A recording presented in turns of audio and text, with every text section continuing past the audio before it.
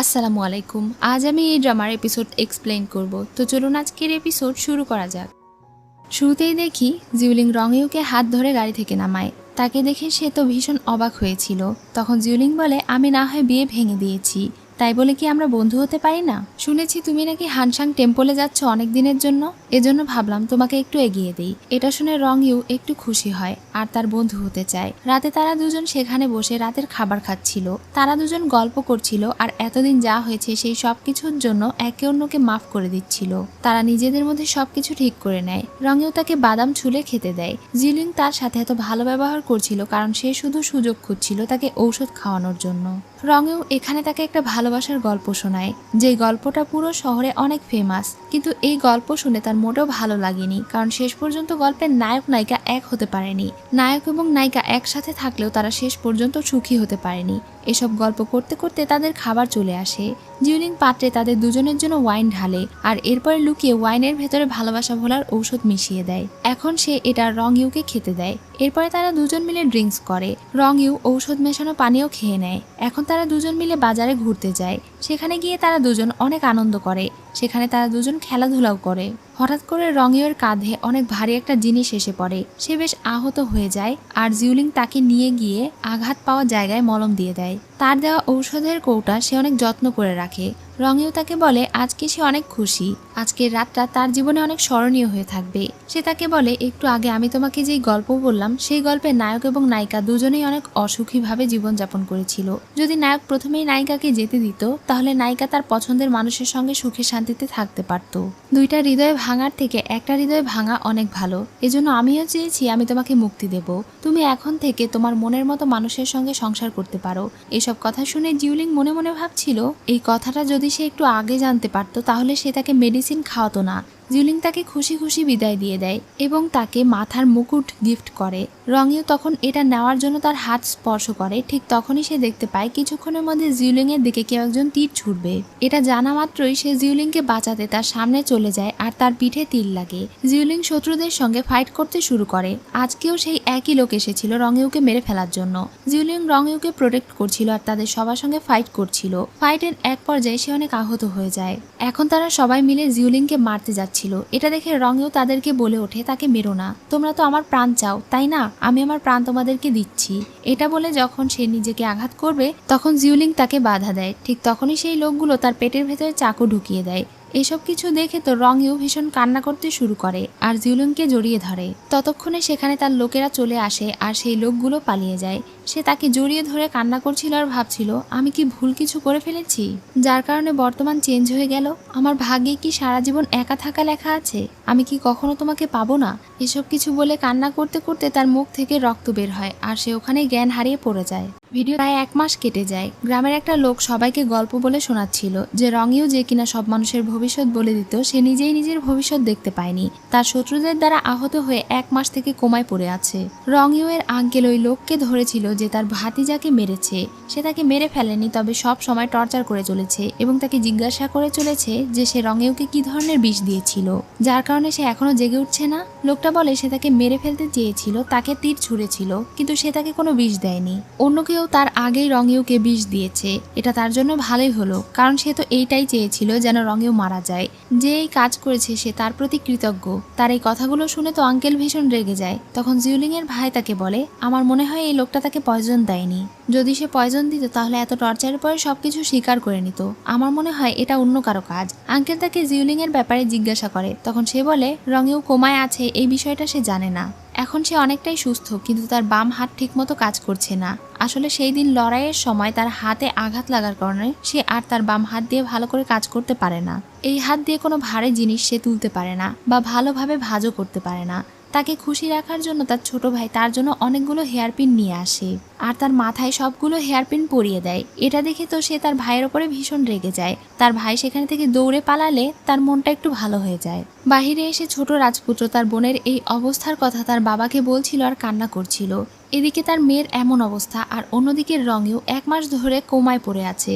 তাদের অনেক চিন্তা হচ্ছিল। তখন তার ভাই তার বাবাকে বলে, যদি রংইউ আর ঠিক না হয় তাহলে তার বোন কি করবে? তিনি আরো কিছুদিন অপেক্ষা করে দেখতে চান। এদিকে রংইউয়ের অবস্থা দিন দিন খারাপ হচ্ছিল। যেহেতু এখন শীতকাল চলে এসেছে এজন্য ডাক্তার তার আঙ্কেলকে বলে তার বিশেষ যত্ন নিতে এবং তাকে গরম রাখতে। এজন্য আঙ্কেল তাদের সার্ভেন্টকে বলে তারা যেন রংইউকে অন্য জায়গায় শিফট করে, কারণ এখানে অনেক ঠান্ডা। এখন তারা দুজন মিলে রংইউকে গাড়িতে করে নিয়ে যাচ্ছিল।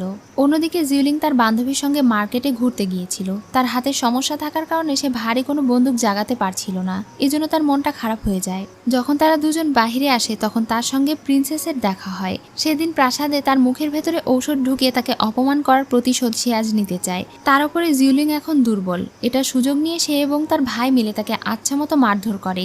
তাকে এত মার খেতে দেখে তার বান্ধবী অনেক কান্না করছিল, কিন্তু সে কিছুতেই তাকে বাঁচাতে পারছিল না। জিউলিং তাদের মার খাচ্ছিল আর দূর থেকে রংইউকে দেখে তাকে ডাকছিল, কিন্তু সে তো জানতো না রংইউ এখন নিজেই কোমায় চলে গিয়েছে। এটা শুনে প্রিন্সেস তাকে একটা লাথি মারে আর বলে, তুমি রংইউকে ডাকছো? সে তো বলেছিল তোমাকে সারা জীবন প্রোটেক্ট করবে, তাই না? কিন্তু এখন সে নিজেই 1 মাসের বেশি সময় থেকে কোমায় চলে গিয়েছে এবং অকেজো হয়ে পড়ে আছে। সে আর তোমাকে কি সাহায্য করবে? এটা শুনে তো জিউলিং অনেক অবাক হয়ে যায়। এখন সে অনেক কষ্ট করে উঠে দাঁড়ায়। প্রিন্সেস তাকে অলক্ষণে অপয়া বলে আর তখনই সে রেগে নিজের একটা হাত নিয়েই সবার সঙ্গে ফাইট করতে থাকে। সে তাদের দুজনকেই মারে। এতে করে তারা দুজন আবার ভয় পেয়ে যায়। জিউলিং বলে, আমার এক হাত অকেজো হয়েছে বলে কি আমি অচল হয়ে গেছি? এসো, আমার সঙ্গে কে ফাইট করবে, এসো। এটা শুনে তো তারা দুজন ভয়ে সেখানে থেকে পালিয়ে যায়। এখন সে তার বান্ধবীকে বলে দ্রুত তাকে তার বাবার কাছে নিয়ে যেতে। বাড়িতে নিয়ে গিয়ে তার হাতের চিকিৎসা করানো হয়। যখন তার সঙ্গে তার বাবা দেখা করতে আসে তখন সে তার বাবাকে সবার সামনে রংইউয়ের ব্যাপারে জিজ্ঞাসা করে। তার বাবা শুধু তার কেয়ার করে যাচ্ছিল আর বলছিল এসব কথা পরে হবে, কিন্তু সে অনেক রেগে যায় আর বলে, আমাকে দ্রুত বলো তার কি হয়েছে। জিউলিং এর বাবা বলে তাকে কেউ একজন পয়জন দিয়েছে, যার কারণে সে অসুস্থ হয়ে 1 মাসেরও বেশি সময় ধরে কোমায় চলে গিয়েছে। সে এইটার সঠিক কারণ জানতে চায়, কারণ রংইউ যদি সুস্থ না হয় তাহলে সে নিজেকে ক্ষমা করতে পারবে না। তখন তার বাবা তাকে শান্ত হতে বলে আর সে একটু সুস্থ হলে তার বাবা তাকে সবকিছু খুলে বলবে, এটা প্রমিস করে। রাতে সেই সব বিষয় নিয়েই চিন্তা ভাবনা করছিল আর ভাবছিল 1 মাস হয়ে যাওয়ার পরেও তার জ্ঞান এখনো ফিরে কেন এলো না।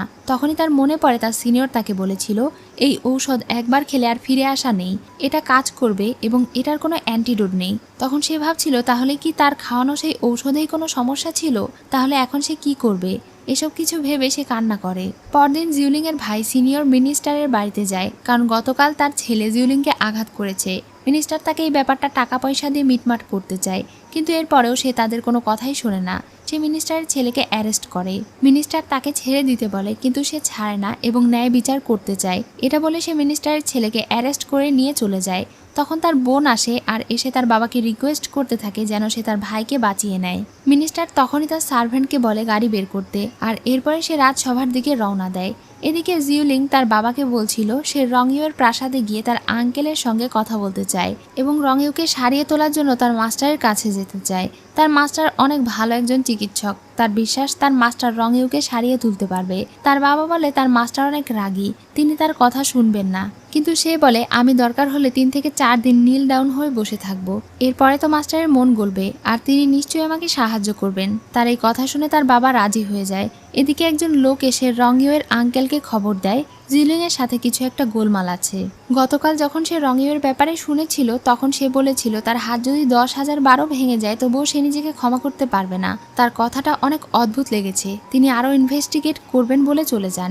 এই ব্যাপারটা নিয়ে আঙ্কেলের মনেও সন্দেহ জাগে। তখন সে রংইউয়ের রেখে দেওয়া দলিলটা পড়ে বুঝতে পারে রংইউ আসলে জিউলিং এর সাথে এঙ্গেজমেন্ট ভঙ্গ করতে চেয়েছিল।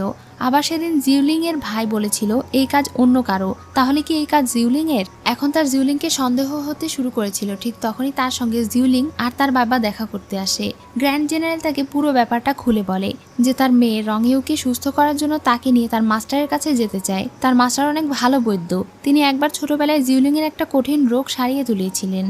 তার বিশ্বাস তার মাস্টার রংইউকে সুস্থ করতে পারবে, কিন্তু আঙ্কেল তাদেরকে সাফ মানা করে দেন। তিনি বলেন রংইউ যদি বাঁচে তাহলে এখানে থেকেই বাঁচবে, আর যদি মরে তাহলে এই প্রাসাদে থেকেই মরবে, তাকে কোথাও নিয়ে যেতে দেওয়া হবে না। এটা শুনে তাদের মন খারাপ হয়ে যায়। পরদিন আঙ্কেল তাদের বাসায় রংইউয়ের জন্য বিয়ের তত্ত্ব পাঠায়। এটা দেখে তো ছোট রাজকুমার একটু রাগান্বিত হয় আর তার বাবাকে বলে এই সময় তারা কেন এসব কিছু পাঠাচ্ছে? এখন কি আমার বোন অজ্ঞান হয়ে পড়ে থাকা রংইউকে বিয়ে করবে? কিন্তু তার বাবা তাকে একটু শান্ত হতে বলেন। রংইউয়ের সাথী যখন যখন বাহিরে যায় তখন পাশে লুকিয়ে থাকা জিউলিং তাকে সাইডে ডাক দেয়। সে তাকে জিজ্ঞাসা করে রঙেও কেমন আছে। হানসেং বলে সে খুব একটা ভালো নেই।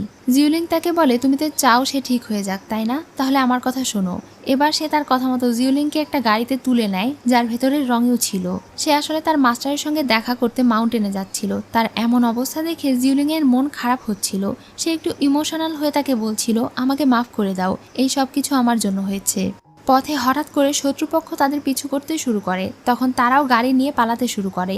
একটা পর্যায়ে তারা দুজন জিউলিং আর রঙেওকে বাঁচানোর জন্য তাদেরকে একটা জায়গায় রেখে অন্যদিকে পালিয়ে যায় এবং সেই লোকগুলোকে তারা নিজেদের পেছনে নিয়ে যায়। এখন জিউলিং রঙেওকে বেঁধে নিজের পিঠে করে নিয়ে অনেক কষ্ট করে সামনের দিকে এগোতে থাকে। অনেকটা পথ চলার পরে সে অনেক ক্লান্ত হয়ে যায় আর সেখানেই বসে পড়ে। এরপর সে আবারও চলতে শুরু করে। এখন শীতকাল ছিল, এজন্য চারিদিকে তুষার পড়ছিল। জিউলিং প্রচন্ড ঠান্ডায় কাঁপছিল আর তাকে জড়িয়ে ধরে শুয়েছিল। সে শুধু কান্না করছিল আর বলছিল আমাকে মাফ করে দিও। কিছুক্ষণ পরে রঙেওয়ের হাত নড়ে ওঠে আর তার জ্ঞান ফিরে আসে। সে প্রথমে তাকিয়ে জিউলিংকে দেখতে পায় আর তার মুখে হাত দেওয়ার চেষ্টা করে। জিউলিং নিজের মনের অজান্তেই তার হাত ধরে ফেলে। যখন সে দেখতে পায় রঙেওয়ের জ্ঞান ফিরে এসেছে তখন তো সে অনেক খুশি হয়ে যায়। রঙেও ভীষণ খুশি হয়ে যায় আর হাসতে শুরু করে। এখানে তাকে দেখে অনেক অদ্ভুত লাগছিল কারণ সে কোনো কথা বলছিল না, বাচ্চাদের মতো হেসেই চলেছিল। এটারও কারণ আছে। রঙেও এখন শুধু তাকে জড়িয়ে ধরছিল আর তার পিছু করে হাঁটছিল। সে কিছুতেই তার সঙ্গ ছাড়ছিল না আর তার হাত ধরতে চাইছিল। যখন তারা বাজারে হাঁটছিল তখন জিউলিং এর কাঁধের উপরে রঙেও মাথা রেখে হাঁটছিল। এটা দেখে বাচ্চারা তাদেরকে নিয়ে মজা করছিল। রঙেও তাদেরকে জিহ্বা দেখায়। সে কিছুতেই তার হাত ছাড়ছিল না। এজন্য এই অবস্থাতেই জিউলিং সেখানে একটা মহিলাকে জিজ্ঞাসা করে তার কাছে কি একদিন থাকার মতো ঘর হবে।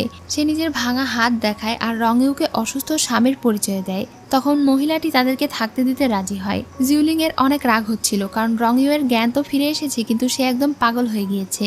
সে আগে সবকিছু ভুলে গিয়েছে, এমনকি জিউলিংকে ভালোবাসে এটাও ভুলে গিয়েছে আর একটা বোকা বাচ্চার মতো ছেলেতে পরিণত হয়েছে। এখন সে তাকে নিয়ে কি করবে এটা বুঝতে পারছিল না। জিউলিং এর ভাই এবং বাবা তাকে নিয়ে অনেক বেশি চিন্তা করছিল। তারা ব্যাপারটা জানার পর থেকে অনেক দুশ্চিন্তায় ছিল। তখন তার বাবা নিজের ছেলেকে বলে তুমি কি একটা জিনিস খেয়াল করেছো? জিউলিং তার অসুস্থতার আগেও রঙেওকে ঘৃণা করত, কিন্তু এখন সে তার জন্য এত কেয়ার করছে, তাকে নিয়ে এত চিন্তা করছে। নিশ্চয়ই কোনো কিছু একটা গোলমাল আছে। এদিকে জিউলিং আর রঙেও যখন রাতে খাবার খাচ্ছিল তখন রঙেও খেতে পারছিল না। সে তাকে খাবার খাওয়া শিখিয়ে দিচ্ছিল। তখন রঙেও নিজে না খেয়ে তাকে খাইয়ে দিচ্ছিল। মানে সে এই প্রথম খাবার খাওয়া শিখেছে, তাও আবার নিজে খেতে না শিখে জিউলিংকে খাওয়াচ্ছে। খাওয়া দাওয়া শেষ করে যখন তারা রাতে শুতে যায় তখন জিউলিং নিজের জুতা খুলে আর তাকেও খুলতে শিখিয়ে দেয়, কিন্তু সে বাচ্চাদের মতো পা নাড়িয়ে জুতা খুলে ফেলে দেয়। এরপরে তারা দুজন একই বিছানায় শুয়ে পড়ে। সে তার পাশে শুয়ে গল্প করছিল আর ভাবছিল জেগে ওঠার পর থেকে রঙেও একবারও কথা বলেনি, তাহলে কি সে কথা বলতে পারে না? এটা টেস্ট করার জন্য সে তাকে হা করতে বলে। তখন সে হা করে আর বিভিন্ন রকমের শব্দ করতে শিখিয়ে দেয়। তখন সে তেমনটাই করে। জিউলিং তাকে প্রথম বাক্য শিখিয়ে দিয়ে বলে তুমি একটা পিগি। রঙেও একই কথা বলে। এটা শুনে সে এবার একটু স্বস্তি পায় এবং শুয়ে পড়ে।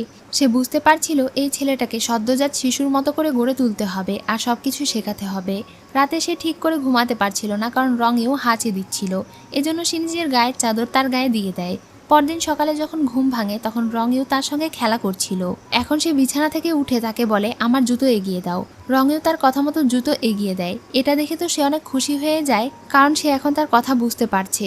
জিউলিং তখন তাকে পরীক্ষা করার জন্য বলে আমাকে চায়ের কেটলিটা এনে দাও।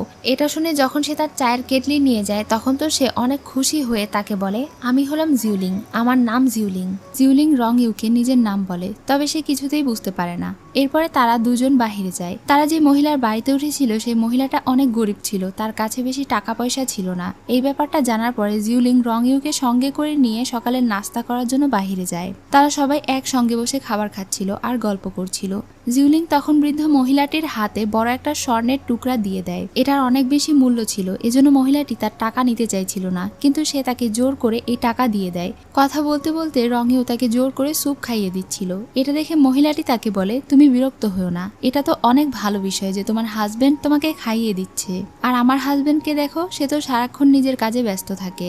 রঙেওর কারণে জিউলিং ঠিক মতো কথাই বলতে পারছিল না, এজন্য এখন সে তাকে নিজে খাবার খাওয়া শিখিয়ে দেয়। তখন রঙেও তাকে আর খাবার না খাইয়ে নিজে নিজেই খেতে শুরু করে। খাবার খাওয়া শেষে তারা আবারও মাউন্টেনে যাবার উদ্দেশ্যে বেরিয়ে পড়ে। পথে যেতে যেতে তাদের সঙ্গে চিত্রকারের দেখা হয়। সেই ছেলেটা তো তাদেরকে দেখে অনেক খুশি হয়ে তাদের দিকে যায়, কিন্তু জিউলিং তাকে এক লাথি মেরে ফেলে দেয়। সেই লোকটা বারবার কৌশল করে রং ইউয়ের চেহারা দেখার চেষ্টা করছিল, কিন্তু জিউলিং তাকে হাইড করে। এরপরেও সেই লোকটা রং ইউকে দেখে ফেলে আর চেঁচিয়ে বলতে থাকে, হে সৃষ্টিকর্তা, তোমাকে অনেক ধন্যবাদ, শেষ পর্যন্ত মাস্টার রং ইউ সুস্থ হয়ে ফিরে এসেছে, তার জ্ঞান ফিরে এসেছে। তাকে এভাবে চেঁচাতে দেখে জিউলিং তার মুখ চেপে ধরে আর সাইডে নিয়ে চলে যায়। সে তাকে সব ঘটনা খুলে বলে। রং ইউ যে এখন বাচ্চাদের মতো সহজ সরল হয়ে গিয়েছে এটা দেখে তো তার অনেক বিরক্ত লাগছিল। সে ভাবছিল এখন আমি ইন্টারেস্টিং বই কিভাবে লিখব। লোকটা তাকে জিজ্ঞাসা করে তারা দুজন কি বিয়ে করেছে নাকি এখনো অবিবাহিত। জিউলিং এ ব্যাপারে কথা বলতে চায় না। জিউলিং এখন মাউন্টেনে যাওয়ার জন্য আশেপাশের মানুষদেরকে রাস্তা কোথায় তা জিজ্ঞাসা করতে যাচ্ছিল। রঙেও তার পিছু করছিল। এটা দেখে সে তাকে বলে, তুমি এখানে বসো, আমি খাবার পানি নিয়ে আসতে যাচ্ছি। এরপরেও রঙেও তার পিছু করে। এখন জিউলিং তাকে বলে, তুমি এখানে চুপচাপ ভদ্র ছেলের মতো বসে থাকো, তাহলে আমি তোমাকে একটা পিঠা দেব। পিঠা খাওয়ার লোভে রঙেও চুপচাপ বসে পড়ে। সে ব্যাগের ভেতরে থেকে 2টা পাই বের করে, কিন্তু এটা দেখে চিত্রকারের অনেক লোভ হয় আর সে একটা পাই ছিনিয়ে নিয়ে খেয়ে ফেলে। জিউলিং অন্য পিঠার ভেতরে এক ধরনের ঔষধের গুঁড়ো মিশিয়ে দেয়। এই গুঁড়ো মেশানোর ফলে পাইয়ের স্বাদ আরো বেশি বেড়ে যায় আর অনেক সুস্বাদু গন্ধ বের হতে থাকে। তখন রঙেও এটা অনেক মজা করে খায়। জিউলিং চলে যাওয়ার পরে চিত্রকার তার পিঠার ভেতরে থেকে অনেক সুন্দর গন্ধ পায় আর তার কাছে গিয়ে বলে, আমিও তো এই পিঠা খাচ্ছি, তাহলে তোমার পিঠা থেকে এত সুস্বাদু গন্ধ কি করে আসছে, আমাকে একটু টেস্ট করতে দেবে? রঙেও তার কথা শুনছিল না, এজন্য সে এবার নিজের পরিচয় দিতে শুরু করে, যেটা শুনে রঙেও তাকে বলে, তুমি একটা পিগি, যেটা শুদ্ধ বাংলা ভাষায় বলতে গেলে আমাদের দেশের গালি। এটা শুনে চিত্রকার হতবাক হয়ে যায় আর চুপ হয়ে যায়। খুঁজতে খুঁজতে জিউলিং একটা দোকানে যায় যেখানে গাড়ি ভাড়া পাওয়া যায়। সে ভেতরে গিয়ে একটা লোককে জিজ্ঞাসা করছিল, এখানে কি গাড়ি ভাড়া পাওয়া যাবে? তখনই রংইউ এর আঙ্কেল তার দিকে ঘুরে দাঁড়ায়। তাকে দেখে তো জিউলিং অনেক বেশি অবাক হয়ে যায়। তিনি এত রেগেছিলেন যে তিনি জিউলিংকে চর বসিয়ে দেন। তিনি বলেন, আমার ভাতিজার যদি কিছু হয় তাহলে আমি তোমাকে ছেড়ে দেব না। এদিকে তাদের লোক রংইউকে খুঁজে পায়। তখন রংইউ দৌড়ে জিউলিং এর কাছে চলে যায়। তারা সবাই মিলে রংইউকে ধরার চেষ্টা করছিল, কিন্তু সে কারো কাছেই যাচ্ছিল না। সে শুধু জিউলিং এর কাছে যাওয়ার চেষ্টা করছিল, কারণ সে শুধু তাকেই চেনে। আঙ্কেল তাদের দুজনকে এখানে আলাদা করে দেয়। জিউলিং আর রংইউ একে অন্যর থেকে আলাদা হয়ে অনেক কান্না করছিল। এই সব কিছু আড়াল থেকে দেখে চিত্রকারের অনেক খারাপ লাগে। আঙ্কেল জোর করে রংইউকে গাড়িতে তুলে নিয়ে চলে যায় আর জিউলিংকে তার বাড়িতে পৌঁছে দেয়। আঙ্কেলের লোক তাদের পরিবারকে বলে দেয় এরপরে যেন তাদের পরিবারের কেউ রংইউদের প্রাসাদে না যায়, এটা বলেই তারা চলে যায়। এমন অপমান ছোট রাজকুমার সহ্য করতে পারে না। জিউলিং তার বাবাকে বলে রংইউ এর জ্ঞান ফিরে এসেছে। এটা শুনে তার বাবা খুশি হয় আর বলে, তাহলে তোমার খুশি হবার কথা। জিউলিং খুশি হতে চেয়েছিল, কিন্তু তার মোটেও ভালো লাগছে না। এটা বলেই সে ওখানে থেকে মন খারাপ করে চলে যায়। নিজের মেয়ের এমন মন খারাপ দেখে তারও মন খারাপ হয়ে যায়। এদিকে রংইউ কিছুতেই শান্ত হচ্ছিল না। সে শুধু জিউলিং এর কাছে যেতে চাইছিল। নিজের ভাতিজার এমন অবস্থা দেখে আঙ্কেল অনেক টেনশনে পড়ে যান। ডাক্তার তাকে জানায় এই সবকিছুই বিষের প্রভাবে হয়েছে। তিনি ভাবছিলেন রংইউ তো কাউকে চিনতে পারছে না, কারো কথা মনে করতে পারছে না, তাহলে সে শুধুমাত্র জিউলিংকে কেন মনে রেখেছে। ডাক্তার তাকে বুঝিয়ে দেয়, যেমন একটা পাখির বাচ্চা ডিম ফুটে বের হওয়ার পরে নিজের সামনে যাকে দেখে তাকেই নিজের আপনজন অথবা বাবা মা মনে করে, তেমনি রংইউ যখন জেগে উঠেছিল তখন সে তার সামনে প্রথম জিউলিংকে দেখে মনে করেছে সেই তার আপন মানুষ। এ কারণে সে শুধুমাত্র জিউলিংকে চিনতে পারছে। এমনটা হবার কারণ রংইউ একদম সদ্যজাত শিশুর মতো অবুঝ হয়ে জেগে উঠেছে। এই দুনিয়া সম্পর্কে তার এখনো কোনো জ্ঞান নেই, সে সবকিছুই ভুলে গিয়েছে। এসব কিছু শুনে তার বেশ চিন্তা হচ্ছিল। তিনি রংইউর দুজন সাথীকেও ধরে নিয়ে এসেছিলেন। তারা দুজন যখন জানতে পারে রংইউর জ্ঞান ফিরে এসেছে তখন তো তারা অনেক খুশি হয়ে যায়। হানসিং এই সব কিছুর দোষ নিজের ওপরে নিয়ে নেয়। আঙ্কেল তাদের দুজনকে কাজ থেকে বহিষ্কার করে না, বরং তিনি ভবিষ্যতে তাদেরকে আর কখনো এমন কাজ করতে বারণ করে দেন। জিউলিং তার মাস্টারের কাছে চিঠি লিখে পাঠায় এবং তার মাস্টারের কাছে রংইউ এর জন্য সাহায্য চায়। পরদিন সকালে আঙ্কেল রংইউকে অনেক রকমের খাবার খেতে দেয়, কিন্তু সে কোনো খাবারই খাচ্ছিল না। তিনি যখন তাকে পিঠা খেতে দেন তখন পিঠা দেখে তার খেতে মন চায়, কিন্তু এই পিঠা মুখে দেবার পরে তার একটুও ভালো লাগে না আর সে পিঠা ফেলে দেয়। আঙ্কেল বুঝতে পারেন এই পিঠা সে খেতে চায়, কিন্তু তার হয়তো খেতে ভালো লাগছে না। তখনই তিনি তার সার্ভেন্টকে হুকুম করেন শহরের সব দোকান থেকে যত ধরনের পাই আছে সব পাই নিয়ে এসে হাজির করতে। এটা শুনে সার্ভেন্ট পাই নিয়ে আসতে চলে যায়। আঙ্কেল রংইউকে আদর করতে চাইছিলেন, কিন্তু রংইউ তার কাছে যাচ্ছিল না। কিছুক্ষণ পরেই সেখানে তার দুইজন সার্ভেন্ট চলে আসে আর তাকে সুস্থ দেখে জড়িয়ে ধরে কান্না করতে শুরু করে। রংইউ যদিও তাদের দুজনকে চিনতে পারে না, কিন্তু তার এমন কান্নাকাটি দেখে সে তাকে সান্ত্বনা দিচ্ছিল। তার এমন আচরণ দেখে হানসিং বিষয়টা বুঝতে পারে। তার গালে শাস্তি স্বরূপ একটা সিল বসিয়ে দেওয়া হয়। জিউলিং এর জন্য তার মাস্টারের চিঠির উত্তর এসেছিল, যেটা তার ভাই তাকে দেয়। চিঠি পড়ে সে বুঝতে পারে তার মাস্টারের সঙ্গে রং মেনশনের কোনো একটা শত্রুতা আছে। তিনি তাকে সাফ মানা করে দেন। তিনি বলেন তিনি কোনোভাবেই রং ইউকে সাহায্য করতে পারবেন না। এই বিষয়ে যেন জিউলিং আর কখনো তার কাছে চিঠি না লিখে। জিউলিং বুঝতে পারছিল না তার মাস্টারের সঙ্গে রং পরিবারের পুরনো কি শত্রুতা থাকতে পারে, যার কারণে তিনি তাদের উপরে এত রেগে আছেন। সে হতাশ হয়ে ভাবছিল এখন সে কি করবে। তখনই তার মাথায় একটা বুদ্ধি আসে। সে তার সিনিয়রের কাছে চিঠি লিখে পাঠায়। সে লিখে সিনিয়র তাকে যে ঔষধটা দিয়েছিল সেই ঔষধের মধ্যে কোনো একটা সমস্যা আছে, যার কারণে রং ইউ যখন ঔষধ খেয়েছে তখন 1 মাসের জন্য সে কোমায় চলে গিয়েছিল।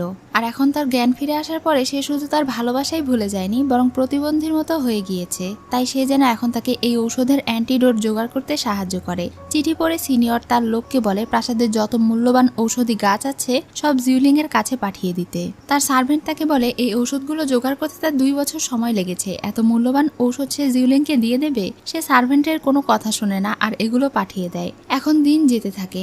রংইউর আঙ্কেল দেশ বিদেশ থেকে অনেক রকমের ডাক্তার নিয়ে আসে রংইউকে দেখায়, কিন্তু কেউ তাকে সুস্থ করতে পারে না।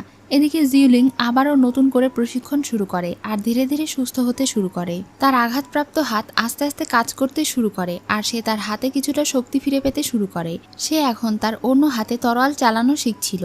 পরদিন সকালে সে রংইউদের বাড়ির সামনে একটা দোকানে গিয়ে বসে তাকে দেখার জন্য, কিন্তু দোকানদার তাকে বলে রংইউ পাগল হয়ে যাওয়ার পর থেকে তাকে বাড়ি থেকে বের হতে দেয় না। জিউলিং যখন বসে চা খাচ্ছিল তখন রংইউয়ের বাড়ি থেকে 3টা ছেলে হাসতে হাসতে বের হচ্ছিল আর বলছিল রংইউ আসলেই পাগল হয়ে গিয়েছে। তাকে দেখে তার হাসি পাচ্ছে। সে সব সময় শুধুমাত্র একটা পিঠা ধরে নিয়ে বসে থাকে। সে তো তাকে আজকে একটা ঢিল ছুঁড়েছিল আর এরপরে সে বুঝতেই পারেনি কে তাকে ঢিল ছুড়লো। এসব বলে যখন তারা হাসাহাসি করছিল তখন জিউলিং তাদের দিকে একটা কাপ ছুঁড়ে মারে আর এরপরে তাকে আচ্ছা মতো ধোলাই দেয়। সে জোর করে তাদের মুখের ভেতরে রুটি ভরে দেয় আর বলে এখন তোমাদের কেমন লাগছে? যখন তারা রংইউয়ের উপরে হাসছিল আর তাকে ঢিল ছুঁড়ছিল তখন কি তাদের একটুও খারাপ লাগেনি? এরপরে যদি তারা আর কখনো এমনটা করে তাহলে সে তাদেরকে শিক্ষা দেবে। এই সব কিছু দূর থেকে সার্ভেন্ট আর আঙ্কেল দেখছিল, কিন্তু তিনি বিষয়টাকে অ্যাভয়েড করে সেখান থেকে চলে যান। জিউলিং যখন বাড়ি ফিরে যাচ্ছিল তখন হানসেং তাকে ডেকে কথা বলে। সে রংইউয়ের ব্যাপারে জানতে চাইলে হানসেং জানায় সে একদমই ভালো নেই। সে ঠিকমতো খায় না, কারোর সাথে কথা বলে না। সে শুধু সারাদিন পায়ের দিকে তাকিয়ে বসে থাকে। এটা শুনে জিউলিং বুঝতে পারে শেষবারের মতো সে রংইউকে মেডিসিন মেশানো পাই খাইয়েছিল, যেটা অনেক সুস্বাদু ছিল। সে বুঝতে পারে কেন রংইউ কোনো পিঠা খায় না, এজন্য সে তার জন্য সেই মেডিসিন নিয়ে আসতে চলে যায়। এরপরে হানসেং মেডিসিন মেশানো একটা পাই নিয়ে এসে রংইউকে খেতে দেয়। এবার রংইউ সেই পাইয়ের ভেতরে সুস্বাদু গন্ধ পায়, যেটা পেয়ে সে অনেক খুশি হয়ে যায় আর পাই খেতে শুরু করে। তাকে এই পিঠা খাওয়াতে খাওয়াতে ওপরের ফ্লোরে নিয়ে যায় আর জানালা খুলে নিচের দিকে দেখিয়ে দেয়। রংইউ যখন নিচে তাকায় তখন সে অনেক ইমোশনাল হয়ে যায়, কারণ জিউলিং তার সঙ্গে দেখা করতে এসেছিল। তাকে দেখে তো তার চোখে পানি চলে আসে আর সে ভীষণ খুশি হয়ে যায়। রংইউকে দেখে জিউলিংও কান্না করে ফেলে। তখনই রংইউ দৌড়ে এসে তাকে জড়িয়ে ধরে। তবে এটা সত্যি ছিল না, এটা শুধুমাত্র তার কল্পনা ছিল। সে তাদের পাশের বাড়িতেই থাকছিল। দূর থেকে তাকে খুশি করতে যুদ্ধ কৌশল দেখাচ্ছিল। নিজে তার সামনে বসে খাবার খাচ্ছিল আর তাকেও খেতে বলছিল। রংইউ সেখানে বসে বসে তাকে দেখছিল আর ঠিকমতো খাবার খাচ্ছিল। সে অনেকদিন পর ভীষণ খুশি। পরদিন সকালে ঘুম থেকে উঠেই রংইউ ছাদের ঘরে চলে যায় আর জানালা খুলে, কিন্তু এখন আর জিউলিং সেখানে ছিল না। সে তাদের দুজনের মতো দেখতে 2টা পুতুল তৈরি করে রেখে গিয়েছিল আর বাড়িতে গিয়ে রংইউকে সুস্থ করার মেডিসিন তৈরির কাজ করছিল। রংইউ শুধু দিন রাত সেখানে বসে জিউলিং এর জন্য অপেক্ষা করত। এই বিষয়টা আঙ্কেল খেয়াল করে। জিউলিং এর বাবা এবং ভাই যখন প্রাসাদের কাজের জন্য যায় তখন সেখানে তারা জানতে পারে আঙ্কেল খুব দ্রুতই রংইউর সাথে জিউলিং এর বিয়ের ব্যবস্থা করছে। এটা শুনে তিনি তাকে জিজ্ঞাসা করেন কিছুদিন আগেই তো তারা বলেছিল হি পরিবার যেন তাদের বাড়িতে না যায়, তাহলে এখন সে বিয়ের ব্যবস্থা কেন করছে, তাও আবার কাউকে না জানিয়ে? তখন আঙ্কেল বলে আমি আপনাদেরকে আমার বাড়িতে যেতে বারণ করেছি, কিন্তু জিউলিংকে তো বারণ করিনি। সে শুধু আমাদের পরিবারের সদস্য, তার উপরে শুধু রং পরিবারের অধিকার আছে। এটা শুনে তো তিনি বাড়িতে এসে অনেক রেগে যান আর বলেন সে আসলে কি বোঝাতে চাইলো। আমার মেয়েকে কি আমি পানিতে ফেলে দিয়েছি যে তাদের অসুস্থ ছেলেকে এই অবস্থায় বিয়ে করতে হবে? আমার মেয়ে কি এখন তাদের বাড়িতে পচে মরবে? তখন বড় রাজপুত্র তাকে একটু শান্ত হতে বলে। যখন তারা সবাই একসাথে বসে খাবার খাচ্ছিল তখন মিস্টার হি তার মেয়েকে বলে রংইউয়ের সাথে তোমার এঙ্গেজমেন্ট ভাঙার কোনো একটা ব্যবস্থা করতে হবে। এখন সে আর আগের মতো সুস্থ নেই আর আমি চাই চাই না আমার মেয়ে সারা জীবন একটা অসুস্থ ছেলের সাথে জীবন কাটাক। 3 মাস আগে যখন রঙেও তোমাদের এঙ্গেজমেন্ট ভাঙার প্রস্তাব নিয়ে এসেছিল তখনই আমার একসেপ্ট করা উচিত ছিল। এটা শুনে জিউলিং তার বাবাকে জিজ্ঞাসা করে তাহলে সে একসেপ্ট কেন করেনি। তিনি বলেন কারণ আমি তখন চেয়েছিলাম তোমাদের বিয়ে হোক। এটা শুনে জিউলিং ব্যাপারটা বুঝতে পারে আর বলে এর মানে এখন সে অসুস্থ আর আগের মতো নেই, এজন্য আমাদের বিয়ে ভেঙে দিতে চাইছেন তাই না? আপনিও তাহলে অন্যদের মতো স্বার্থপর হয়ে গিয়েছেন। এখন যদি তাকে এই অবস্থায় ছেড়ে দেই আর এঙ্গেজমেন্ট ক্যান্সেল করে দেই তাহলে সবাই আমাদেরকে স্বার্থপর মনে করবে। আমি চাই সে যখন সুস্থ হয়ে যাবে তখন তার সঙ্গে এঙ্গেজমেন্ট ভেঙে দেব। তার বাবা বলে যদি তারা এখনই তোমাদের বিয়ে করাতে চায় তখন? সে বলে সে এখনই তাকে বিয়ে করতে রাজি। এটা শুনে তো ছোট রাজকুমার তার উপরে রেগে যায়। তাদের মধ্যে ছোটখাটো একটা ঝগড়া হয়। এরপরে তার বাবা বলে এসব সিদ্ধান্ত তোমাদেরকে নিতে হবে না, আমি ঠিক করেছি কিছুতেই অসুস্থ রঙের সাথে আমি আর তোমার বিয়ে দেব না। এটা শুনে জিউলিং রেগে সেখানে থেকে চলে যায়। রঙেও এখনো প্রতিদিন জিউলিং এর জন্য অপেক্ষা করে। তার তৈরি করে রেখে যাওয়া পুতুলগুলো ধীরে ধীরে নষ্ট হয়ে যায়, কিন্তু সে আর তার সঙ্গে দেখা করতে আসে না। এটা দেখে তার মন অনেক খারাপ হয়ে যায়। সে আর আগের মতো ঠিক করে খাওয়া দাওয়া করছিল না, সব সময় মন খারাপ করে এখানেই বসে অপেক্ষা করছিল। একদিন জিউলিং অনেক চেষ্টা করেও বাড়ি থেকে বের হতে পারে না, এজন্য সে অনেকগুলো ফানুস তৈরি করে। তাকে ঠিক করার জন্য ঔষধ তৈরি করতে থাকে। মিস্টার হি গিয়ে রাজার সঙ্গে দেখা করে। আপনি একবার আমাকে বলেছিলেন জিয়ানলিন শহরে গিয়ে শহরের দেখাশোনা করতে এবং শহর প্রোটেক্ট করতে। আমি রাজি, আপনি দ্রুত আমাদের পরিবারে সেখানে যাওয়ার ব্যবস্থা করুন। পরদিন সকালে জিউলিন যখন বাহিরে বের হয় তখন দেখে সার্ভেন্টগুলো সব আসবাবপত্র নিয়ে কোথাও একটা যাচ্ছে। তার ভাবি জানায় তারা এখানে থেকে চলে যাচ্ছে। এটা শুনে তো জিউলিং দৌড়ে তার বাবার কাছে যায় আর জিজ্ঞাসা করে তারা কেন এখানে থেকে চলে যাচ্ছে। তিনি রেগে বলেন তাহলে কি সারা জীবন তুমি এখানে থেকে তার সেবা করতে চাও? আমি চাই না এখানে থেকে তোমার জীবনটা নষ্ট হয়ে যাক, তাই জিয়ালিন শহরে আমরা আপাতত 4 বছরের জন্য যাচ্ছি। তার বড় ভাই বলে একদিন রঙেও তাদেরকে বলেছিল যদি তারা জিয়ালিন শহরে যায় তাহলে এটা তাদের জন্য ভালো হবে না। এটা শুনে জিউলিং তার বাবাকে বলে এর মানে কি আমরা যুদ্ধে মারা যাব? তার বাবা বলে আমি এবং তোমার ভাইয়েরা দেশের জন্য যুদ্ধ করে মরতেও রাজি, তোমাকে এখানে রেখে আমরা যাব না, তাই আমাদের কথা তোমাকে শুনতেই হবে। এটা শুনে জিউলিং নিজেও এবার তার পরিবারের সঙ্গে যেতে রাজি হয়ে যায় এবং নিজের জীবন স্যাক্রিফাইস করতে রাজি হয়ে যায়। এসব কিছু নিয়ে রাতে সে ভাবছিল যদি জিয়ালিন শহরে গিয়ে সে নতুন কোনো ঔষধের সন্ধান পায় তাহলে রঙের জন্য ঔষধ তৈরি করে নিয়ে আসবে আর তাকে সুস্থ করবে। পরদিন সকালে যখন বাকি জিনিসপত্র গুছিয়ে তার ভাই শহরে পাঠিয়ে দিচ্ছিল তখন তার ছোট ভাই তাকে বলে আমি শুনেছি আমরা হয়তো জিয়ালিন শহর থেকে আর কখনো ফিরবো না, সেখানেই হয়তো যুদ্ধক্ষেত্রে মারা যেতে পারি।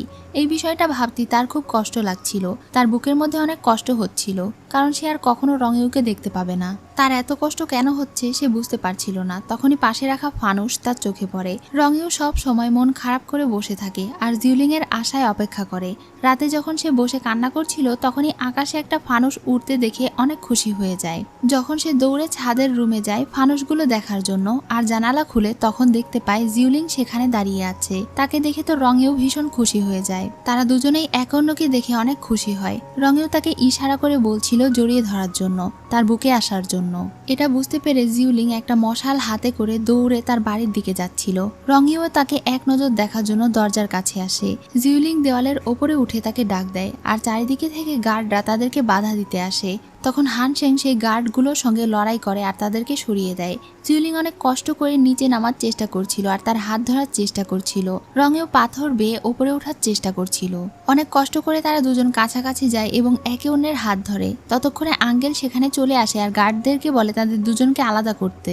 তখন সব গার্ড রঙিউকে টেনে নিচে নামাচ্ছিল। রঙিউ কান্নাকাটি শুরু করেছিল এবং তাদেরকে সরিয়ে দিচ্ছিল। সে শুধু জিউলিং এর হাত ধরার চেষ্টা করছিল। জিউলিং এবার তাকে কাছে টেনে নিয়ে তার কপালে একটা চুমু দেয় আর মনে মনে বলতে থাকে আমি অনেক লাকি তোমাকে পেয়ে। আজকের পরে হয়তো আর কখনো তোমার সঙ্গে দেখা হবে না, কিন্তু আমি সব সময় তোমার কথা মনে করব। আমি শুধু চাই তুমি যেন আমাকে ভুলে ভালো থাকতে পারো। তারা সবাই মিলে রঙিউকে টেনে নিচে নামিয়ে নিয়ে যাচ্ছিল আর সে অনেক কান্না করছিল।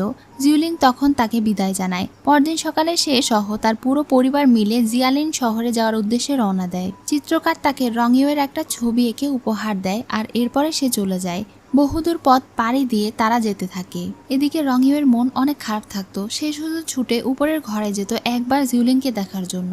প্রতিদিন জিউলিং এর কথা মতো সে বাহিরে বসে চাঁদের দিকে তাকিয়ে থাকতো আর এভাবেই এক সময় ঘুমিয়ে পড়তো। জিউলিং জিয়ালেন শহরে পৌঁছে যায়। ধীরে ধীরে সময় যেতে থাকে, কিন্তু রঙেও এখনো সেই জানালা দিয়ে পাশের বাড়িতে তাকিয়ে জিউলিং এর জন্য অপেক্ষা করে। এভাবেই গরমকাল যায়, বর্ষাকাল যায়, শীতকাল যায়। সেখানে নতুন নতুন পরিবার এসে থাকা শুরু করে, কিন্তু রঙের অপেক্ষা শেষ হয় না। জিউলিং এখন আবারও আগের মতো লড়াই করে অনেক দক্ষ হয়ে গিয়েছে। সে তার মেজ ভাবির সঙ্গে লড়াই করছিল। এটা হলো তার দ্বিতীয় ভাই। এখন তারা সবাই বেশ ভালোই ছিল আর অনেক হাসি খুশি ছিল। তাদের দিন বেশ ভালোই কাটছিল। জিউলিং এর বড় ভাবি প্রেগনেন্ট ছিল। এই ব্যাপারটা নিয়ে তারা সবাই অনেক খুশি ছিল। এখানে তার 3 ভাই ছিল, অর্থাৎ তার পুরো পরিবার ছিল। তারা সবাই মিলে একসঙ্গে বসে খাবার খাচ্ছিল আর গল্প করছিল। জিউলিং এর হাত ভালো হয়ে গিয়েছিল আর সে এখন এতটা পারদর্শী ছিল যে তাকে সেনাপতি পদে নিয়োগ দেওয়া হবে। জিউলিং এর বাবা একটা লড়াইয়ের প্রতিযোগিতার কথা বলছিল, যে প্রতিযোগিতায় জিততে পারলে বিভিন্ন ধরনের ঔষধি গাছ উপহার হিসেবে দেওয়া হবে। এই লড়াইয়ে তিনি ছোট রাজপুত্রকে অংশগ্রহণ করতে বলছিলেন, কিন্তু সে একদমই ইন্টারেস্টেড ছিল না। সে তার বাবাকে বলছিল এই কাজটা যেন জিউলিংকে করতে দেওয়া হয়। এটা শুনে জিউলিং এর মাথায় একটা খেয়াল আসে। প্রায় 4 বছর কেটে গিয়েছে। জিউলিং এর বাবা বলছিল সামনের মাসে তাদেরকে আবারও নিজেদের শহরে ফিরে যেতে হবে। রাজা তাদেরকে সেখানে যাওয়ার জন্য আমন্ত্রণ জানিয়েছেন। তিনি তাদের সবাইকে নিয়ে গিয়ে রাজার আমন্ত্রণ পত্র দেখায়, যেখানে রাজা তাদের সবাইকে শহরে ফিরে যেতে বলেছেন এবং তাদেরকে সম্মান এবং উচ্চ পদে ভূষিত করতে চেয়েছেন। এসব কথার মাঝেই সেখানে জিউলিং একটা ঔষধের বাক্স নিয়ে চলে আসে। সে অনেক খুশি ছিল কারণ সে প্রতিযোগিতায় ফার্স্ট হয়েছে এবং ঔষধ জিতেছে। তখন তার বাবা তাকে আরও একটা খুশির খবর দেন যে রাজা তাদেরকে ফিরে যেতে বলেছেন। তারা সবাই ভাবছিল রংইউ কি বিয়ে করে ফেলেছে নাকি এখনো সে সিঙ্গেল আছে। ছোট রাজপুত্র বলে, আমি শুনেছি শুধুমাত্র অল্প কিছু বাক্য পড়া শিখেছে, আমার মনে হয় না তাকে কেউ বিয়ে করেছে। এটা শুনে জিউলিং তার উপরে একটু রেগে যায় আর সেখানে থেকে চলে যায়। প্রতিযোগিতায় জিতে নিয়ে আসা ঔষধ এবং পোকামাকড় সে যত্ন করে রেখে দেয়। সে রংইউয়ের ছবি দেখছিল আর তাকে মিস করছিল। পরদিন সকালে যখন সে ঘুম থেকে ওঠে তখন দেখতে পায় তার রাখা পোকাটা মারা গিয়েছে। এই 4 বছরে সে রংইউয়ের জন্য অ্যান্টিডোট তৈরি করার 1000 বার চেষ্টা করেছে, কিন্তু প্রতিবার সে ফেল করেছে। আগামীকাল তারা জিয়াওলিন শহরে ফিরে যাচ্ছে। এসব বিষয়ে জানিয়ে সে তার সিনিয়রকে চিঠি পাঠায়। সে চাইছিল জিয়ালিন শহরে যেতে, কিন্তু যেহেতু সে এখন তার রাজ্যের রাজা হয়ে গিয়েছে এজন্য তার কাঁধে অনেক দায়িত্ব। নতুন দায়িত্ব পড়ে যাওয়ার কারণে সে আর জিউলিং এর সঙ্গে দেখা করতে যেতে পারে না। পরদিন সকালে জিউলিং তার পুরো পরিবার সহ শহরে যাওয়ার উদ্দেশ্যে রওনা হয়। এদিকে রংইউ বাহিরে বের হয়েছিল। সে বাজারে থাকা সব দোকানদারকে জিজ্ঞাসা করছিল তারা কি জানে জিউলিং কোথায় আছে, কিন্তু কেউ তার কথার উত্তর দেয় না। এরপরে সে একটা মেয়েকে জিজ্ঞাসা করলে সেই মেয়েটা তাকে টেনে নিয়ে বাড়ির ভেতরে চলে যায়। অবুঝ রংইউ বুঝতেই পারে না যে এটা একটা পতিতালয়। সব মেয়েরা যখন তাকে বলছিল আমি জিউলিং, তার সঙ্গে জড়াজড়ি করতে শুরু করছিল, তখন সে ভয়ে তাদের কাছে থেকে পালিয়ে যেতে শুরু করে। পালাতে পালাতে সে ছাদের উপরে উঠে যায়। ততক্ষণে জিউলিং শহরে পৌঁছে যায়। তারা সবাই মিলে যখন গল্প করতে করতে বাজারে দিয়ে হেঁটে যাচ্ছিল তখনই হঠাৎ রংইউ ছাদের উপরে থেকে জিউলিংকে দেখতে পায়। দূর থেকে দেখে সে তাকে জোরে ডাক দেয়। জিউলিং তখন তাকে ছাদের উপরে দেখে বলে ওখানেই থাকো, কিন্তু রংইউ তাকে দেখে আর নিজেকে সামলে রাখতে পারে না। সে ছাদের উপরে থেকে লাফ দিয়ে তার কাছে যাচ্ছিল। জিউলিং তখন উড়ে গিয়ে তাকে ধরে ফেলে আর নিচে নামিয়ে নিয়ে আসে। তাকে এতদিন পরে দেখে রংইউ ভীষণ খুশি হয়ে যায় আর তাকে জড়িয়ে ধরে। সে তাকে বলে আমি তোমাকে অনেক মিস করেছি। সবার সামনে তাকে এভাবে জড়িয়ে ধরতে দেখে তো ছোট রাজপুত্র রেগে যায় আর তাদের দুজনকে আলাদা করে দেয়। সে রংইউয়ের উপরে রাগ দেখায়। তখন তার বোন তাকে এখানে থেকে চলে যেতে বলে। সে চলে যাওয়ার পরে জিউলিং তার অনেক কেয়ার করছিল আর তাকে কখনো এমন উঁচু থেকে লাফ দিতে বারণ করছিল। দূর থেকে এসব কিছু দেখে তার মেজ ভাবি বলছিল এই জিউলিংকে তো আগে কখনো দেখিনি। তখন ছোট রাজকুমার রেগে বলে আমি তো তাকে চিনিই না, সে আমার বোন না। এরপরে তারা 4 জন মিলে একসঙ্গে দুপুরের খাবার খাচ্ছিল। জিউলিং রংইউকে চিংড়ি মাছ বেছে দিচ্ছিল। তারা দুজন একে অন্যকে খাইয়ে দিচ্ছিল। এসব কিছু দেখে তো তার ভাবির বেশ হিংসে হচ্ছিল, কারণ এত আদর করে তার হাজবেন্ড তাকে কখনো খাইয়ে দেয়নি। এত আদিক্ষেতা তার আর সহ্য হচ্ছিল না। সে এখানে জানতে পারে রংইউ হলো জিউলিং এর হবু স্বামী। আজ রাতে থাকার জন্য তারা হোটেলে 4টা রুম বুকিং করে নেয়। জিউলিং রংইউর ব্যাপারে হানশেংকে চিঠি পাঠিয়ে খবর দিতে চাইছিল, কিন্তু রংইউ তার পিছু ছাড়ছিল না। সে তার ভাইকে রংইউয়ের দায়িত্ব দিয়ে সেখানে থেকে চলে যায়। সে যাওয়ার পরে তাকে আটকানোর জন্য তার ভাবি বলে জিউলিং আর কখনো ফিরে আসবে না। এটা শুনে রংইউয়ের আগের কথা মনে পড়ে যায়, যখন জিউলিং তাকে 4 বছর আগে ছেড়ে চলে গিয়েছিল। সে মনে করে এবারেও হয়তো সে তাকে ছেড়ে চলে গেল আর কখনো ফিরবে না। এজন্য সে অনেক কান্নাকাটি শুরু করে। রাত হয়ে যায় তবুও তার কান্না থামে না। এটা দেখে ছোট রাজপুত্র বিরক্ত হয়ে তার মাথায় একটা চড় মারে। তখনই জিউলিং এসে তার এমন অবস্থা দেখে তো ভীষণ রেগে যায়। ভাবি আর কোনো কথা না বলে ঘুমোতে চলে যায়, আর ছোট রাজপুত্র সব বকা খায়। রঙেও তার বোনকে এভাবে জড়িয়ে ধরেছিল যেটা তার একদমই সহ্য হচ্ছিল না। জিউলিং তখন তার উপরে রেগে যায় আর তাকে শুতে যেতে বলে। এরপরে জিউলিং নিজেও পাশের রুমে ঘুমানোর জন্য যাচ্ছিল। রঙেও বলছিল সে তার সঙ্গে শুবে, এর আগেও তারা একসাথে ঘুমিয়েছিল। এটা শুনে তো তার ভাবি অনেক অবাক হয়ে যায়, আর জিউলিং একটু হতভম্ব হয়ে তাকে নিয়ে ঘরের ভেতরে চলে যায়। জিউলিং তাকে বলে বিয়ের আগে ছেলে এবং মেয়ের একসাথে ঘুমানো ঠিক না, কিন্তু সে এসবের মানে কিছুই বোঝে না। সে শুধু বলছিল এর আগেও তো আমরা একসাথে ছিলাম। তাকে শেষ পর্যন্ত বোঝাতে ব্যর্থ হয়ে সঙ্গে করে নিজের রুমে নিয়ে যায়। এরপরে সে নিচে বিছানা করে শুয়ে পড়ে আর রঙেওকে ওপরে শুতে দেয়। যখন অনেক রাত হয়ে যায় তখন রঙেও তাকে এটা ওটা জিজ্ঞাসা করছিল। সে ঘুমের ঘরের প্রত্যেকটার উত্তর হ্যাঁ হ্যাঁ করছিল। তখনই রঙেও তাকে বলে ওঠে, আমি কি তোমার পাশে শুতে পারি? এটা শুনে সে হ্যাঁ বলে। তখন সে আর এক মুহূর্ত দেরি না করে তার পাশে গিয়ে শুয়ে পড়ে। জিউলিং যখন তাকে এখানে থেকে উঠে যেতে বলে তখন সে মন খারাপ করে বলে, তুমি আবার আমাকে মিথ্যে বলছো? একটু আগেই তো তুমি আমাকে বললে তোমার পাশে শুতে। যদিও সে এটা ভুলবশত বলেছিল, কিন্তু তার সঙ্গে আর বেশি তর্ক করে না, কারণ এমনিতেও সে একটা বোকা ছেলে আর সে সব কিছু বুঝবে না। এজন্য জিউলিং তাকে নিজের পাশে শুতে দেয়। জিউলিং তাকে বলে, আমি তোমার এই অসুখের চিকিৎসা করতে পারবো, তোমাকে শুধু একটু অপেক্ষা করতে হবে। এটা বলে সে তাকে ঘুমাতে যেতে বলে, কিন্তু তার তৃষ্ণা লেগেছিল। জিউলিং যখন তার জন্য চা নিয়ে আসতে যাচ্ছিল তখন সে তাকে টেনে ধরে নিজের কাছে নিয়ে আসে আর কিস করে দেয়। এজন্য তো সে ভীষণ রেগে যায়। তাদের চেঁচামেচি শুনে পাশের ঘর থেকে ভাবি হাসছিল। সে মনে করছিল রঙেও হয়তো পাগলামো করছে। পরদিন সকালে হান সেং রঙেওকে নিতে এসেছিল, এজন্য তাকে সঙ্গে করে নিয়ে ছোট রাজপুত্র তার বোনের ঘরে যায় আর তাদেরকে ডাকতে শুরু করে, কিন্তু তারা দরজা খুলছিল না। যখন সে নিজেই দরজা খুলে ভেতরে প্রবেশ করে তখন তাদের দুজনকে এই অবস্থায় দেখে তো দৌড়ে বাহিরে চলে আসে। তাদের দুজনকে এভাবে দেখার পরে তার ভীষণ রাগ হচ্ছিল। সে নিজের সব রাগ হান সেংকে দেখাচ্ছিল আর বলছিল, তোমাদের পাগল মাস্টারকে ধরে রাখতে পারো না? এরপরে আর কখনো তাকে একা বাহিরে যেতে দেবে না। এখন সে অনেক জোরে জোরে চেঁচাতে থাকে আর দরজায় নক করতে থাকে। সে তার বোনকে ডাকতে থাকে। ভেতরে তাদের দুজনেরই ঘুম ভেঙে যায়। জিউলিং তার ভাইয়ের চেঁচামেচি শুনে দ্রুত বাহিরে বেরিয়ে আসে। তার ইচ্ছে করছিল রঙেওকে ধরে মারতে। সে তার বোনকে সাইডে নিয়ে আসে আর বলে, গত রাতে তারা দুজন কি করেছে, আর বিয়ের আগে সে কেন একটা ছেলের সাথে ঘুমিয়েছে, এখন তাকে কে বিয়ে করবে? জিউলিং তার ভাইকে বলে সে এখন বিয়ে করতে চায় না, আর এমনিতেও রঙেও এসব কিছুই জানে না। এরপরও তার ভাই ভীষণ রেগেছিল। সে রীতিমতো রঙেওকে মারতে যাচ্ছিল, কিন্তু জিউলিং কোনো মতো তার ভাইকে আটকায়। এরপর বাহিরে গিয়ে হান সেং জিউলিং এর কাছে মাপ চায় আর বলে, এর আগেও সে 2 বার হারিয়ে গিয়েছিল। 3 বছর আগে যখন সে একবার হারিয়ে গিয়েছিল তখন সে ঔষধের দোকানে গিয়ে অনেক পাগলামো করছিল আর বলছিল জিউলিং অনেক অসুস্থ, তার জন্য ঔষধ নিতে হবে। তখন তারা তাকে খুঁজে বাড়িতে নিয়ে গিয়েছিল। এটা শুনে জিউলিং এর মনে পড়ে 3 বছর আগে সত্যি সত্যি সে একবার অনেক বেশি অসুস্থ হয়ে পড়েছিল। এরপরে হান সেং বলে, দ্বিতীয়বার যখন গত বছর সে হারিয়ে গিয়েছিল তখন সে বারবার বলছিল জিউলিং এর অনেক ঠান্ডা লাগছে, তার ঠান্ডা লেগে যাবে, তার ভীষণ শীত করছে। এটা শুনে জিউলিং এর মনে পড়ে গত বছর সত্যি সত্যি একবার যুদ্ধক্ষেত্রে সে অনেক বেশি ঠান্ডার কবলে পড়েছিল এবং প্রায় মরতেই বসেছিল। এসব কিছু ভেবে তার চোখে পানি চলে আসে। সে কান্না করতে করতে রঙিও এর কাছে চলে যায়। রঙিও তার চোখের পানি মুছে দেয়। জিউলিং এবার হাসতে হাসতে বলে, আমি অনেক খুশি, আজ আমি অনেক খুশি। সে জিজ্ঞাসা করে, আমার সঙ্গে এত কিছু ঘটেছে তুমি কিভাবে বুঝতে পারলে? তুমি কি আবার আগের মতো ভবিষ্যৎ দেখতে পাচ্ছ? রঙিও এসব কিছু আর বোঝে না। সে শুধু বলে, আমি শুধু অনুভব করতে পেরেছিলাম। জিউলিং বলে, সে যেন আর কখনোই এভাবে বাড়ি থেকে না পালায়, সে যেন আর কখনো মন খারাপ করে না থাকে, ঠিকমতো খাবার খায় আর হানসেং এর কথা শুনে। সে এখন তাকে বাড়িতে যেতে বলে। জিউলিং যে তার সঙ্গে যাবে না এটা শুনে রঙেও আরো কান্না করতে শুরু করে।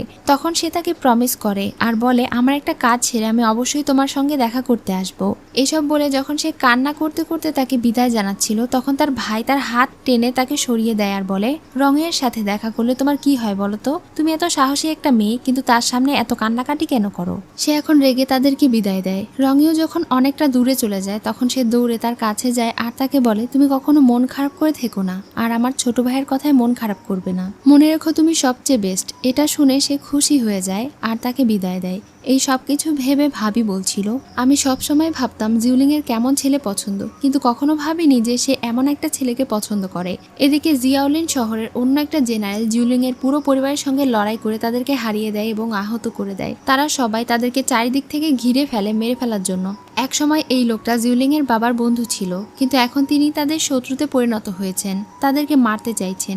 যদিও এটা দেখে তার অনেক কষ্ট লাগে, কিন্তু এরপরেও তার হাতে আর অন্য কোনো পথ খোলা ছিল না। তিনি তাদের কাছে কাছে স্যারেন্ডার করে নেন তখন সেই লোকটা তাদেরকে বেঁধে ওখানে থেকে নিয়ে চলে যায় আর বলে তারা তাদের সঙ্গে দেশদ্রোহিতা করেছে। দূর থেকে এই সবকিছু জিউলিং এর বান্ধবী দেখে ফেলে। সে দ্রুত জিউলিং এর সঙ্গে দেখা করে আর তাকে পুরো ব্যাপারটা খুলে বলে। এটা জেনে তো তারা সবাই অনেক অবাক হয়ে যায়। তাদের পরিবারকে মুক্ত করার জন্য রাতের আধারে তারা 3 জন বেরিয়ে পড়ে, কিন্তু এতগুলো গার্ডদের মধ্যে তারা কিভাবে নিজের পরিবারকে উদ্ধার করবে বুঝতে পারছিল না। কারাগারের ভেতরে তাদের সবার অবস্থাই অনেক খারাপ ছিল, এমনকি বড় ভাবি প্রেগনেন্ট থাকা সত্ত্বেও তাকেও ছাড় দেওয়া হয়নি। তারা শুনেছে পুরো হি পরিবারকে নাকি শাস্তি দেওয়া হবে। তখন দ্বিতীয় রাজপুত্রের নিজের স্ত্রীর কথা মনে পড়ে। যদি তার পুরো পরিবারকে শাস্তি দেওয়া হয় তাহলে তো তার স্ত্রীকেও শাস্তি দেওয়া হবে। এটা মনে করেই তার অনেক অস্থির লাগছিল। সে চাইছিল না তার স্ত্রীর কোনো ক্ষতি হোক, এজন্য সে নিজের জামার টুকরো ছিঁড়ে নেয় আর এর ওপরে রক্ত দিয়ে কিছু একটা লিখতে থাকে। এদিকে রঙেও আকাশের দিকে তাকিয়েছিল আর জিউলিং এর জন্য অপেক্ষা করে যাচ্ছিল। অন্যদিকে জিউলিং আর তারা দুজন মিলে যখন তাদের পরিবারকে উদ্ধার করতে যাচ্ছিল তখন গার্ডরা তাদেরকে দেখে ফেলে আর সব সৈনিকেরা মিলে তাদের উপরে হামলা চালায়। তাদেরকে প্রতিহত করতে করতে জিউলিং এর পেটের ভেতরে একটা তীর লাগে। তখন তার ভাই আর ভাবি মিলে তাকে সেখানে থেকে নিয়ে দৌড়ে পালায়, কিন্তু আশেপাশে সব সৈনিকেরা তাদেরকে খুঁজে বেড়াচ্ছিল। তাদেরকে বাঁচাতে ভাবি নিজের প্রাণ বাজি রেখে তাদেরকে নিজের পেছনে নিয়ে দৌড় দেয়। ছোট রাজপুত্র চাইলেও কিছু করতে পারছিল না। জিউলিং সেখানেই জ্ঞান হারায়। এদিকে জেনারেল জিউলিং এর বাবাকে বেঁধে রেখেছিল আর তাকে টর্চার করে যাচ্ছিল। সে মিস্টার হিকে দেশদ্রোহিতার অপরাধ স্বীকার করতে বলছিল। যদি সে অপরাধ স্বীকার না করে তাহলে তার বাকি পরিবারের সদস্যের সাথে তার মেয়েকেও মেরে ফেলা হবে। একে একে তাদের সবার একই অবস্থা করা হবে এবং তার পুরো পরিবার নিঃশেষ করে দেওয়া হবে। কিছুক্ষণ পরে সৈনিকেরা তাদের পরিবারের আরো একজন সদস্য অর্থাৎ মেজ ভাবিকে ধরে নিয়ে আসে। তাকে দেখে তিনি আরো বেশি চিন্তিত হয়ে যান। লোকটা বলে এখন তার ছেলের বউকে টর্চার করা হবে। এবার তার ছোট ছেলে আর জিউলিং পালিয়েছে তো কি হয়েছে, আজ না হয় কাল তাদেরকে তো ধরা পড়তেই হবে। এটা বলে মেজ ভাবিকে ধরে নিয়ে যাওয়া হয় আর তার উপরে মারধর চালানো হয়। পাশের কারাগার থেকে তার মার খাওয়ার আওয়াজ শুনে তো মেজ রাজপুত্র অনেক বেশি অস্থির হয়ে ওঠে আর বলতে থাকে তাকে মেরো না। সে তার রক্ত দিয়ে লেখা কাপড়ের টুকরো দেখিয়ে তাদেরকে বলছিল সে এখন আর আমার পরিবারের সদস্য নেই, আমি তাকে ডিভোর্স দিয়েছি, তাকে ছেড়ে দাও। এসব কিছু বলছিল আর কান্না করছিল। তার স্ত্রী দূর থেকে বলছিল যদি তুমি আমাকে এখন ডিভোর্স দাও তাহলে তুমি নিজের হাতে আমাকে মেরে ফেলো। তাদের সবাইকে এমন কান্নাকাটি করতে দেখে এবং কষ্ট পেতে দেখে মিস্টার হি আর সহ্য করতে পারছিলেন না। এবার তিনি বাধ্য হয়ে অপরাধ স্বীকার করে নেন। অপরাধ না করেও তিনি বলেন আমি অপরাধ স্বীকার করলাম, আমি আমার অপরাধের জন্য লজ্জিত, আমি আমার দেশের সঙ্গে বিশ্বাসঘাতকতা করেছি, এখন আমাকে মেরে ফেলো। তার এই কথা স্বীকার করার সঙ্গে সঙ্গে পুরো শহরে সৈনিকেরা ছড়িয়ে পড়ে এবং খবর ছড়াতে থাকে যে হি পরিবার বিশ্বাসঘাতক, তারা দেশদ্রোহিতা করেছে, দেশের সঙ্গে অন্যায় করেছে। যদি কেউ তার পরিবারের বাকি সদস্যকে দেখে তাহলে যেন খবর দেয়। এদিকে জিউলিং এর অবস্থা অনেক খারাপ হয়ে যায়। তার বান্ধবী তার সেবা যত্ন করছিল। কিছুক্ষণ পরে তৃতীয় রাজপুত্র এসে তাকে জানায় পুরো শহরে তাদের ব্যাপারে পোস্টার লাগানো হয়েছে। বান্ধবী তাকে জানায় 3 দিন পর তাদের পুরো পরিবারকে শহরে সবার সামনে শাস্তি স্বরূপ মেরে ফেলা হবে। তার বাবা নিজেকে দেশদ্রোহী হিসেবে মেনে নিয়েছেন, তাই এখানে আর তাদের থাকাটা ঠিক হবে না। তারা দুইজন যেন এখনই এই শহর ছেড়ে পালিয়ে যায়। তৃতীয় রাজকুমার যখন বাহিরে যায় তখনই রাস্তায় তার পুরো পরিবারকে শেকল দিয়ে বেঁধে সমস্ত শহরবাসীর সামনে নিয়ে যাওয়া হচ্ছিল এবং ঘোষণা করা হচ্ছিল 3 দিন পরে এই পরিবারকে জনসম্মুখে মৃত্যুদণ্ড দেওয়া হবে। তারা দেশদ্রোহী, তারা দেশের সঙ্গে বিশ্বাসঘাতকতা করেছে। এজন্য রাজা সিদ্ধান্ত নিয়েছেন তার পুরো পরিবারকে মেরে ফেলার। নিজের পরিবারের সদস্যের এমন খারাপ অবস্থা দেখে তো তৃতীয় রাজকুমার অনেক কষ্ট পাচ্ছিল। সে আর নিজেকে সামলাতে পারে না এবং সামনে এগোতে শুরু করে। তার বাবা তাকে খেয়াল করে চেঁচিয়ে বলতে থাকে পিছিয়ে যাও, সবাই পিছিয়ে যাও, এগিয়ে এসো না। তিনি আসলে এসব কিছু নিজের ছেলেকে উদ্দেশ্য করে বলছিলেন। তিনি চেঁচিয়ে বলছিলেন তোমরা কি মরতে চাও, এজন্য আমি বলছি তোমরা পিছিয়ে যাও, সামনে এসো না, এখনই এখানে থেকে চলে যাও, যত দ্রুত সম্ভব দূরে পালিয়ে যাও। আর এসব কথা শুনে সৈনিকেরা তাদেরকে মারধর করতে শুরু করে। সে এসব কিছু দেখে এবং শুনে ভীষণ কষ্ট পাচ্ছিল এবং না চাইতেও সেখানে চুপচাপ দাঁড়িয়েছিল। এরপরে সে বাড়ি ফিরে যায় আর রাস্তায় তাকে একজন লোক দেখে ফেলে। সে জিউলিং এর কাছে গিয়ে বলে আমাদের দ্রুত এখানে থেকে পালাতে হবে। সেখানে থাকা ড্রাগন টোকেন নিয়ে তারা পালাতে শুরু করে। যখন তারা পালানোর জন্য দরজার দিকে যায় ততক্ষণে সেই লোকটা সৈনিকদেরকে নিয়ে চলে এসেছিল। এটা বুঝতে পেরে তারা অন্য গেট দিয়ে বের হওয়ার চেষ্টা করছিল। ততক্ষণে তারা দরজা খুলে ফেলে। আর এখানে আজকের এপিসোড শেষ হয়ে যায়। সো ভিউয়ার্স, আজকের এই এপিসোড তোমাদের কেমন লাগলো তো অবশ্যই কমেন্ট করে জানিও। আর নেক্সট এপিসোড আসা পর্যন্ত সবাই ভালো থেকো। ধন্যবাদ।